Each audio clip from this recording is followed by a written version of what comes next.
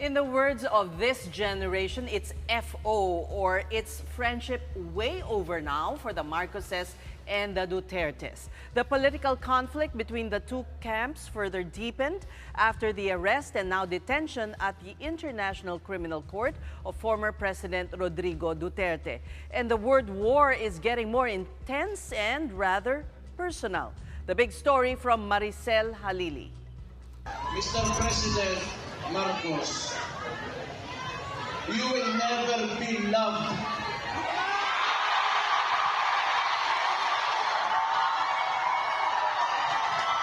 Especially to us who are calling out Rodrigo Duterte's name. We will stand up and we will fight back. Aside, you're not being loved by the people. All you have is the government's resources and your turn. Beyond that, you are nothing. Davao City Mayor Baste Duterte is not holding back on the criticism of President Bongbong Marcos. The 88th araw ng Davao celebration over the weekend was more feisty than festive, with the younger Duterte calling the Marcoses ungrateful. After all, he said, it was his father, President Digong, who allowed the burial of the family's patriarch, Marcos Sr., at the Libingan ng mga Bayani back in November of 2016.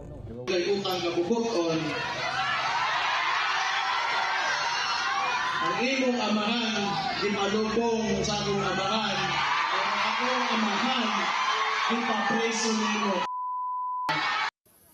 But Malacanang says Duterte's turnover to the ICC for crimes against humanity was all about upholding the law and not about forgetting a debt of gratitude. Hindi po dapat na dahil lang kaibigan o dahil naging kasama, hindi na po tutuparin ang batas at tatraidorin na po ang konstitusyon dahil lamang sa utang na loob. Palace Press Officer Claire Castro assures President Marcos does recognize the favor his predecessor did for his family. In fact, the chief executive's family immediately thanked Duterte for his decision of a hero's resting place for Marcos Sr. Castro, in turn, questioned how the Dutertes reward their allies. Dahil ba sa sinasabi ito ni Mayor Baste Duterte ng tanong ng utang na loob, ito po ba yung ginamit kaya ng dating Pangulong Duterte nung i-appoint niya ang isang Chinese national na si Michael Yang bilang kanyang economic advisor?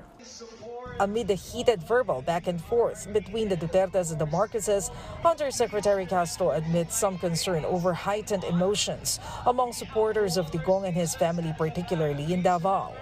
It has not helped that reports of a possible raid of Duterte's home in the city are not dying down. Authorities have since branded the news as fake and assured that there are no plans whatsoever from the government to swoop on the Duterte property. The administration says it again. Duterte supporters are free to express their opinion and their right to peacefully assemble will not be curtailed. Kapag ka po, nandun na po yung elemento ng inciting to sedition, which is, of course, without any tumultuous uprising, but they are encouraging people to sow hatred to the government, to the president, then we have to step up. For the government, stepping up means filing charges against people who will go way beyond freedom of expression. For News 5, Maricel Halili, We Are One News.